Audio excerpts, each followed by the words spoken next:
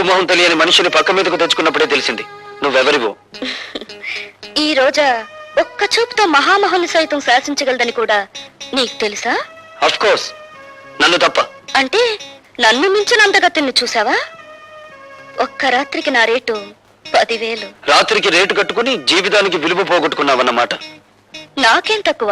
తాడిపట్టుకు అర్హత లేని దానివి, అమ్మకానికి తప్ప అమ్మవు కాలేని దానివి, పుట్టిన బిడ్డకు నాన్నెవరో చెప్పుకోలేని దానివి. నువ్వు శీలా నమ్ముకున్నావు, జీవితాన్ని నమ్ముకున్నావు.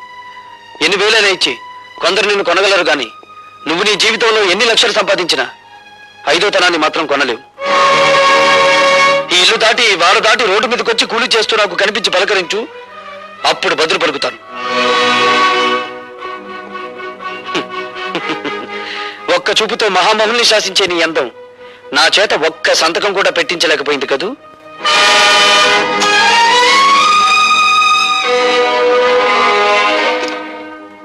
ఎట్టగా నేను తట్టుకునేది? డబ్బుకు లొంగలేదు, దెబ్బలకి భయపడలేదు, చెట్టు చివరికి అన్నానికి కూడా ఛార్జింగ్ అవటం లేదు. అదే కదండి నా బాధ.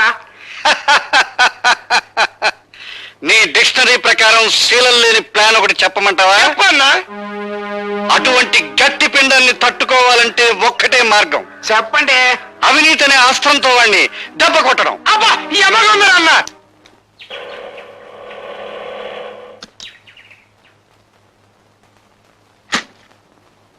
ఏంటి ఎవరండి లోపల? ఎవరు కావాలండి? హాయ్, భార్గవ్ గారు తమకి. అన్నయ్య అవుతాళ్ళండి, చెప్పండి. అయ్యో బాబోయ్, సమస్య తీరిపోయిందండి. రే లోపలకండి. ఏమిటండి ఇవన్నీ? ఏం లేదమ్మా, నీకు ఎంటర్టైన్మెంట్ తక్కువగా ఉందని భార్గవ్ గారు, అదే మీ అన్నయ్య గారు గాలి పంక, అది మామూలు అనుకోండి, ఫ్రిడ్జ్, రేడియో, టీవీ, ఈసీఆర్ పంపించారు. రే లోపలెట్టండా. ఇవన్నీ కొంటున్నట్టు నాతో చెప్పలేదే? అయ్యో బాబోయ్, ఇక్కడ త్రిల్లే. ఏండి ఇవన్నీ అట్టుకెళ్ళి ఇంటికాడ ఎట్టండి, వెనకాల నేను వస్తాను. వీటన్నిటిని చూసేసరికి మా చెల్లెలు థ్రిల్ అయిపోవాలా అన్నారండి మీ అన్నయ్య గారు. ఏండి లోపలెట్టండా. అయ్యి బాబోయ్, ఎట్టేశారండి. ఏండి బా, ఇక్కడ సంతకం పొరవండి. ఎందుకు? అయ్యో బాబోయ్, మళ్ళీ థ్రిల్లా. ఏండి ఆయన ఉద్యోగంలో చేరినప్పటి నుంచి చూస్తున్నానండి, ఇసుకలో కలిపే సిమెంట్ దగ్గర నుంచి కరెంటు పోల్ మీద స్విచ్ల దాకా అన్ని చూసుకుంటారు, కరెక్టో కాదో లెక్కెట్టుకుంటారు. అది ఆయనకో థ్రిల్ అండి. ఇప్పుడు మీరు ఈ సంతకం పెట్టరనుకోండి, నేను థ్రిల్ అయిపోతాను. అందుకని పొడిసేయండి. అమ్మయ్యా, ఇప్పుడు థ్రిల్ లేదండి. రే రండిరా. అయ్యో, రా. రారా. ఇదిగో పద్మ, ఇదేం బాగాలేదు. రోజు మీ అన్నయ్య నా ఆటోలో ఫ్రీ సర్వీస్ కొడుతున్నాడు. మీరు మాత్రం తక్కువ తిన్నారా? ఇల్లు ఫ్రీ, మీల్స్ ఫ్రీ, పైగా ఈ రోజు నుంచి ఎంటర్టైన్మెంట్ కూడా ఫ్రీ చేశాడుగా. ఎంటర్టైన్మెంటా? అదేమిటమ్మా? ఇదో థ్రిల్లా. కలర్ టీవీ, వీసీఆర్ కొని పంపించావుగా. నేనా? నేను కొని పంపడం ఏమిటి? మరీ జోక్ చేయకనే రా. నువ్వు కొని పంపించినావు కదా. ఇవి ఎవరు తెచ్చిచ్చారు? ఆయన ఎవరో పేరు కనుక్కోలేదు, నీ పేరు చెప్పి ఇవన్నీ తీసుకోమంటే తీసుకున్నాను. బుద్ధి లేదు, ఎవరో ఏదో తీసుకోమని తీసుకోవడమే. శంకరం, ఏదో మోసం జరిగిపోయింది. ఇది ఆ రాజశేఖరం గారి కుట్ర.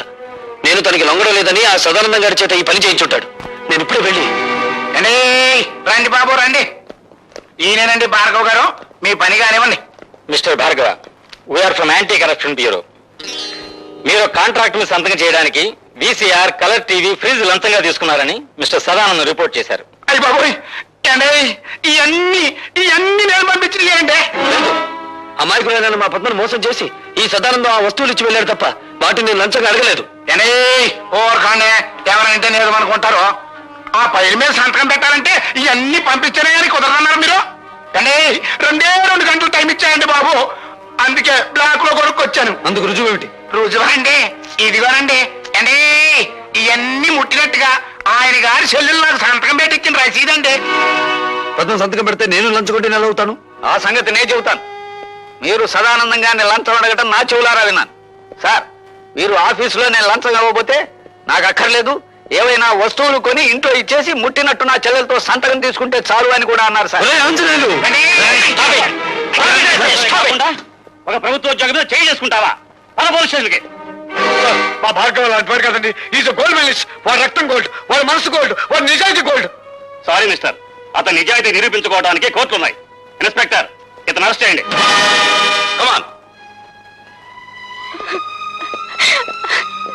ఇన్స్పెక్టర్ గారు, ఇన్స్పెక్టర్ గారు, మా అన్నయ్యని అరెస్ట్ చేయొద్దండి. అమాయకత్వంతో ఆ పేపర్ మీద సంతకం చేసి నన్ను అరెస్ట్ చేయండి. ప్లీజ్. ఇన్స్పెక్టర్ గారు. ముద్దాయి భార్గవ ఒక కాంట్రాక్ట్ అక్రమంగా సదానందానికి ఇవ్వడానికి లంచం అడిగాడని, దాన్ని పరోక్షంగా పుచ్చుకున్నాడని సాక్ష్యాధారాల వల్ల నిరూపించబడింది.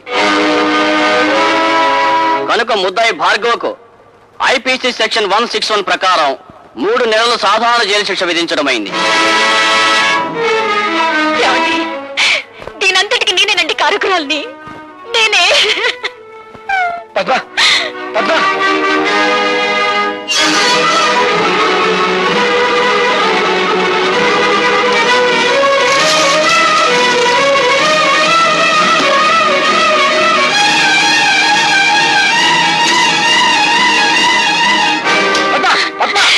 నన్ను వదలండి, నన్ను చావనివ్వండి. నా అజ్ఞానం మూలంగానే భార్గవ అనే జైలు పాలేడు. నేను చేస్తాను, నన్ను చావనివ్వండి. ఏమిటో నువ్వు చెప్పేది? అవును భార్గవ, నీ చేతిలో ఉత్తరాలన్నీ మీ నాన్న మీ అమ్మకి రాసినవే. అంతేకాదు, మీ నాన్న ఈ జైల్లోనే ఉన్నాడు.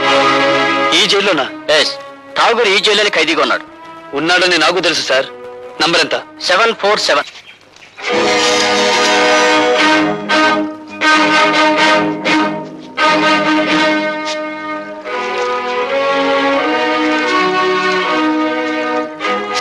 వీడి చేతికి ఉత్తరాలు ఎలా వచ్చాయా అని ఆలోచిస్తున్నావా? ఆ ఉత్తరాలు అందుకున్నావిడ నీకు భార్య, నాకు అమ్మ. అంటే నువ్వు భార్గవా నా కొడుకు అన్నమాట. నేను నీకు కొడుకునని చెప్పలేదే. ఆవిడ నాకు అమ్మ అని చెప్పాను. నేను జైలుకొచ్చాను అన్న నిందే నీ చేత నన్ను నాన్న అని పిలవనివ్వకపోతే ఇప్పుడు నువ్వు జైలుకొచ్చావు కదా బాబు. వచ్చాను. ఎందుకని? నీకు వారసుండి కనుక. అంటే నువ్వు హత్యలు చేయడంలో కాదులే, సంఖ్యలు వేయించుకోవడంలో మాత్రమే నీకు వారసుండి.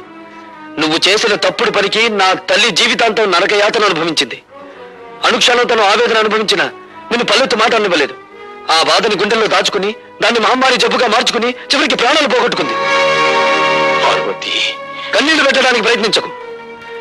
నా తల్లిని దగా చేసిన వాడి ప్రాణాలు తీసే అవకాశం వస్తుందో రాదో అని ఇన్నాళ్ళు అనుకున్నాను.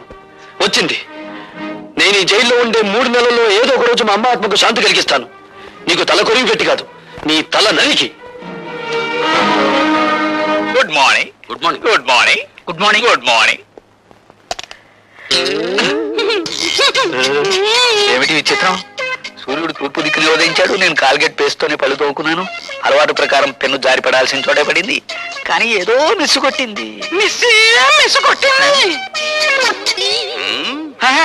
మీరా ఇక్కడ ఇలా? ప్రతి అడ్డమైన విధవ ఏదో ఊడిపడిందని జారి పడిందని సరిగ్గా ఇక్కడే జారి పడుతున్నాడు. అందుకే సెటప్ మార్చాను. నాకు ఒళ్ళు మండిందంటే అడ్డు కూడా కట్టించి పారేస్తాను. లైలా,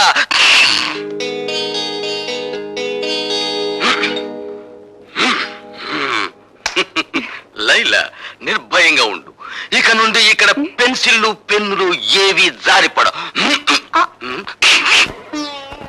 అమలత, వేయించావుగా శిక్ష, ఇప్పుడు ఓదార్చడానికి వచ్చావా? నన్నెవరూ ఓదార్చక్కర్లేదు, వెళ్ళండి. చూడమ్మా, పోలీస్ ఆఫీసర్ గా నా డ్యూటీ నేను చేయక తప్పలేదు. అంతకు మించి అతనంటే నాకు వ్యక్తిగతమైన ద్వేషమేం లేదు. పోలీస్ మనుషులు కదా, నా కన్నీళ్లు తుడవడానికి ఏదో ఒకటి చెప్తావు. బేబీ, నీకు మనసు బాగుండకపోతే చెక్కు బుక్ మీద సంతకం చేసి ఇస్తాను. నీ ఇష్టం వచ్చిన చోటికి వెళ్ళి విశ్రాంతి తీసుకోమ్మా. డాడీ, నేను లేకపోతే ఒక క్షణం కూడా ఉండలేనని చెప్పే మీరు కూడా నన్ను పంపించాలని చూస్తున్నారా? అవునమ్మా, నేను ఎదురు చూసేది ఎప్పుడూ నవ్వుతూ ఉండే కూతురి కోసం. అంతేగాని నువ్వు ఒక్క క్షణం కన్నీరు పెట్టుకున్నా నేను ఓర్చుకోలేనమ్మా. అయినా అతనికి శిక్ష పడిపోయిన తర్వాత మనం ఇప్పుడు ఏమీ చేయలేం కదా. భార్గవ్కి 3 నెలలు శిక్ష పడినందుకు కాదు నేను బాధపడేది. రేపు అతను విడుదలై వస్తే అందరూ అతను ఖైదీలా చూస్తారు, అవినీతి పరుడని ఎగతాళి చేస్తారు. చూడమ్మా, అదే నీ బాధ అయితే అతను విడుదలైన తర్వాత సమాజం అతనికి అవినీతి పరుడు అని పేరు పెట్టకముందే నేనే ఒక కొత్త పేరు పెడతాను. ఏమిటిది? చీఫ్ ఇంజనీర్ గారి అల్లుడు అని. డాడీ? అవునమ్మా. Thank you daddy.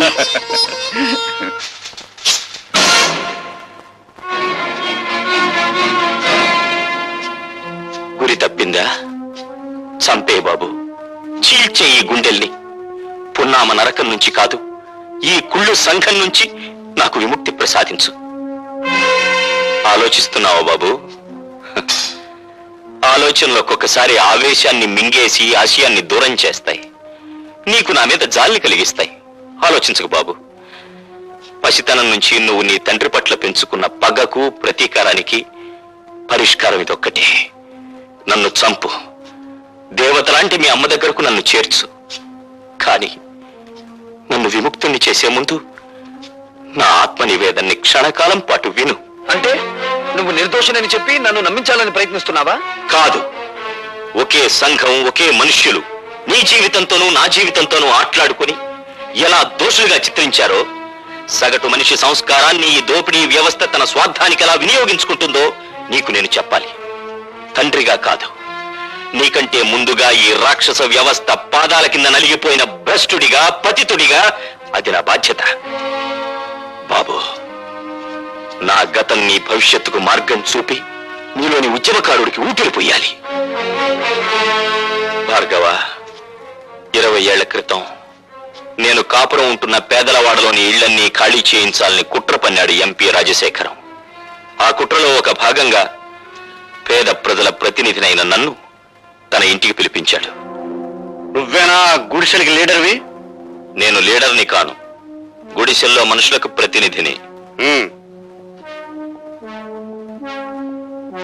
నువ్వెంత కమ్ముడిపోతావు? నీ మనుషుల్ని ఎంత కమ్ముతావు?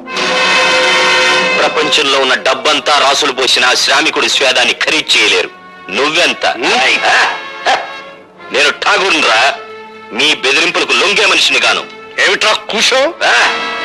నీలాంటి వాళ్ళు ఎందరు ఎదురొచ్చినా ఆ స్థలం నుంచి పేదవాళ్ళను ఖాళీ చేయించేది ఖాయం, ఆసుపత్రి కట్టించేది ఖాయం. సూర్యుణ్ణి గుప్పెట్లో బంధించాలనుకోవడం వెర్రితనం రాజశేఖరం. మమ్మల్ని ఆ స్థలం నుంచి ఒక్క అంగుళం కూడా కదిలించలేవు.